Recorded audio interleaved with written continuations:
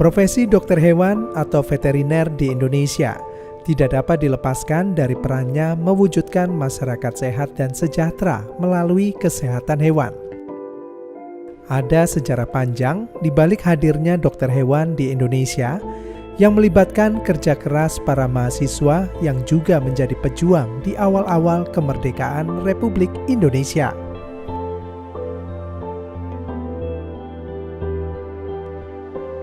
Djoko Pranowo, mantan dekan Fakultas Kedokteran Hewan UGM periode 1994-1997, menggali kembali ingatan sejarah berdirinya FKH UGM yang dulunya merupakan sebuah fakultas gabungan antara jurusan kedokteran hewan dan jurusan peternakan.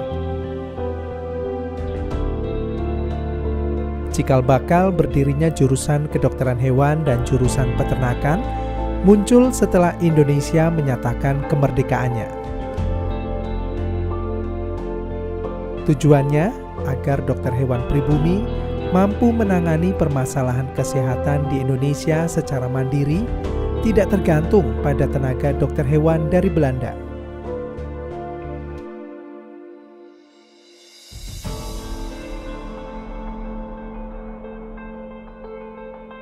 Ya, itu mulai dari pendirian pendidikan tinggi kedokteran hewan swasta di Klaten. Mahasiswanya adalah pejuang-pejuang, pemuda pejuang yang dari Bogor, dari sekolah dokter hewan. Kemudian mereka tidak mau kerjasama dengan Belanda dan banyak yang lari ke Klaten, jadi migrasi lah. Mereka kuliah di sana, praktikum di Klaten juga. Kemudian mereka juga bergabung dengan gerilyawan yang ada di Klaten, Solo, dan Jogja. Nah, itu mahasiswanya itu sangat aktif. Di antaranya adalah Profesor Sumarmo, waktu itu ya belum profesor ya, Sumarmo, kemudian Busono, Bambang Waruju, kemudian Mulyono, terus ada kira-kira banyak lah. Ya.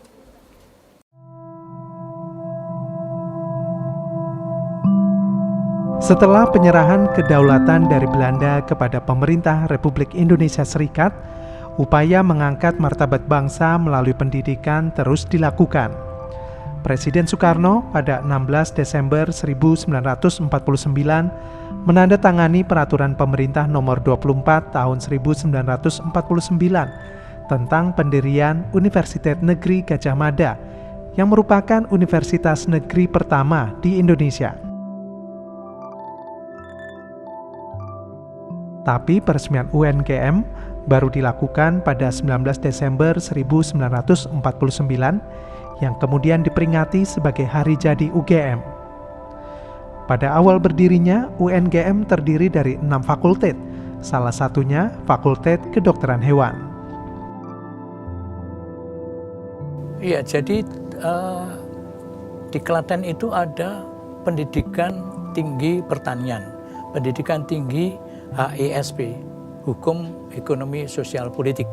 Kemudian Fakultas Kedokteran, pendidikan tinggi kedokteran, dan pendidikan tinggi kedokteran hewan. Kemudian di Jogja itu ada Sekolah Tinggi Teknik. Nah, itu mereka bergabung, diangkat oleh Gadjah Mada menjadi pilarnya Universitas Gadjah Mada.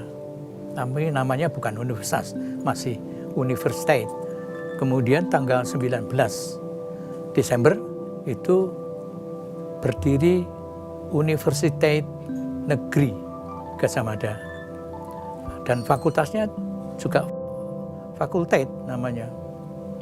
Itu tahun 49, tahun 50 itu sudah berubah lagi menjadi Universitas Negeri Gadjah Mada dan fakultet. Nah, di sini Fakultas Kedokteran Hewan menjadi Fakultet Kedokteran Hewan, masih fakultet dan masih kedokteran hewan. Kemudian ini berjalan sampai dengan tahun 55, itu ada PP nomor 10 tahun 55 yang mengharuskan perubahan nama universitas menjadi universitas. Sehingga Gajah Mada menjadi yang sebelumnya adalah Universitas Negeri Gajah Mada, Universitas Negeri Gajah Mada menjadi Universitas Gajah Mada, negerinya hilang. Nah, fakultasnya juga begitu, Fakultas Kedokteran Hewan. Tapi pada waktu itu ada SK juga yang membagi kedokteran hewan menjadi kedokteran hewan dan peternakan. Itu berlangsung sampai dengan tahun 69 bulan November. Nah, baru berdiri pada 10 November berdiri Fakultas Peternakan. Kedokteran hewannya masih namanya kedokteran hewan, sama dengan aslinya. Jadi ini dipersiapkan untuk pembagian itu pada tahun 64. Instruksi dari Direktorat Jenderal itu membuat jurusan peternakan dan jurusan kedokteran hewan. Ada kepalanya itu adalah kedokteran hewan Profesor Susanto, di sini Dr. Hewan Suparjo. Ini berjalan sampai tahun 69, kemudian pisah. Dr. Hewan Suparjo jadi dekan peternakan, kemudian ada nama kantornya itu ruang kuliahnya itu ruang kuliah Suparjo di peternakan itu. Kemudian di sini dekannya berganti-ganti. Yaitu kemudian kita pisah antara kedokteran hewan dan peternakan. Tahun 1967 dengan lahirnya Undang-Undang Nomor 6 tahun 1967, yaitu Undang-Undang Pokok mengenai Peternakan dan Kesehatan Hewan, memerlukan tenaga-tenaga terampil di dalam bidang produksi peternakan. Sehingga timbul pemikiran untuk mendirikan suatu fakultas baru dengan memecah fakultas kedokteran hewan yang ada. Seperti kita ketahui, Prof. Suparwi pada tahun 1949 menamakan Fakultas Kedokteran Hewan itu sebagai Fakultas Kedokteran Hewan dan Peternakan. Dan itu sebenarnya diambil dari bahasa Belanda N. Itu artinya satu kesatuan kedokteran hewan dan peternakan. Akan tetapi kemudian tuntutan Undang-Undang Nomor 6 tahun 1967 itu nama fakultas itu kemudian dibaca sebagai dua entitas yang bisa dipisahkan, yaitu kedokteran hewan sendiri dan peternakan sendiri. Sehingga pada tahun 67 itu mulai dipikirkan dan mulai dilaksanakan penerimaan mahasiswa jurusan kedokteran hewan dan jurusan ilmu-ilmu peternakan.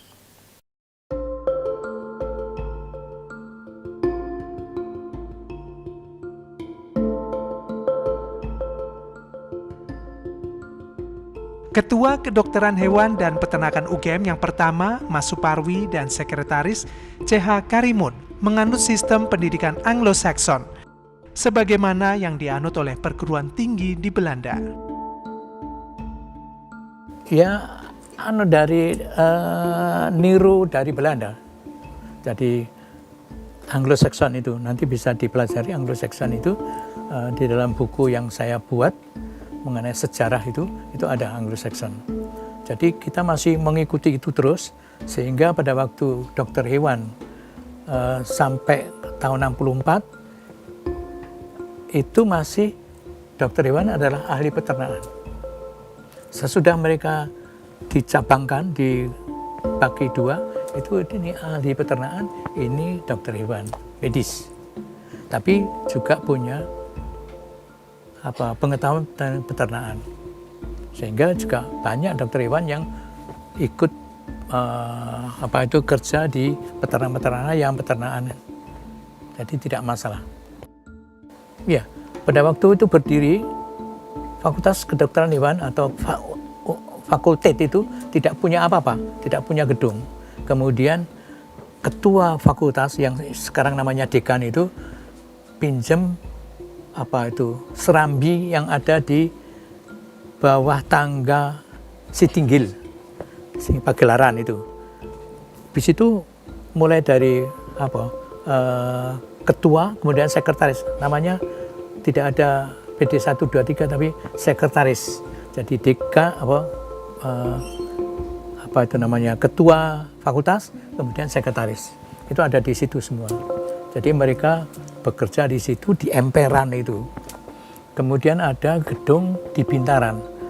Bintaran Lor nomor 22. Itu dipakai untuk laboratorium. Kemudian di Balapan Panggung. Itu di Balapan Panggung itu sekarang menjadi LPP.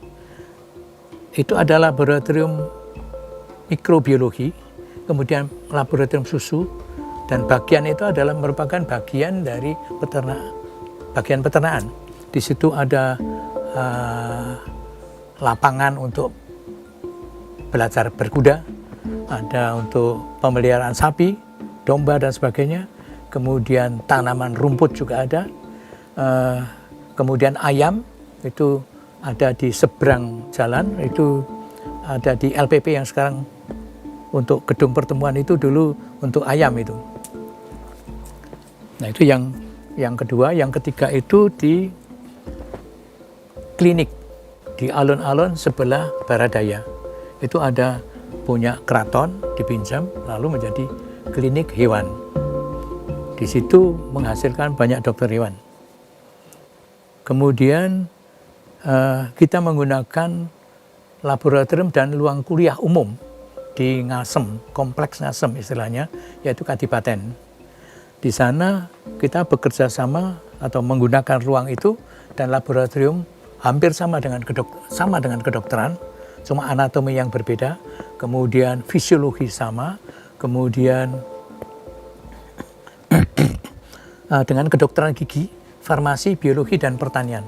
Belum ada kehutanan dan teknologi pertanian, yang ada pertanian. Jadi 6 fakultas dalam satu kompleks, yang namanya Kompleks Ngasem. Setelah kita punya gedung baru, itu ditinggal. Kemudian masih ada lagi Karangmalang. Karangmalang itu yang sekarang kita pakai ini, itu adalah bagian peternakan dulu. Jadi di sini banyak kandang, mulai dari babi, ayam, sapi, rumput, semua ada di sini. Nah, ini sudah kita pakai. Waktu saya mahasiswa, saya sudah di Ngasem praktikum, di Sekep ya praktikum ya kuliah, di sini ya praktikum. Jadi satu hari itu muter. Nah, pakai sepeda, tidak ada motor. Terus kita dapat gedung berlantai 2. Ya sesudah konferensi Kolombo itu kita dapat Sekep Unit 2 yang sekarang ada di sana. Untuk D3 itu Sekep Unit 2. Nah, di sana itu dekan peternakan dan dekan kedokteran hewan sesudah mereka berpisah itu masih ada di sana. Jadi masih jadi satu. Kemudian gedung ini yang kita pakai sekarang ini itu kerjasama antara pemerintah Indonesia dan Jepang. Jadi G2G. Perkembangan ilmu kedokteran hewan saat ini begitu pesat. Tuntutan terhadap kompetensi lulusan juga semakin tinggi. Begitu pula Fakultas Kedokteran Hewan Universitas Gadjah Mada sebagai salah satu pencetak sumber daya manusia di bidang veteriner, menerapkan sistem pendidikan dan penyediaan fasilitas yang menyesuaikan dengan perkembangan zaman. Terutama di era digital seperti sekarang ini, FKH UGM telah membekali lulusannya dengan soft skill yang mampu menguatkan kualitas lulusannya menjadi dokter hewan profesional yang mampu menjawab tantangan zaman.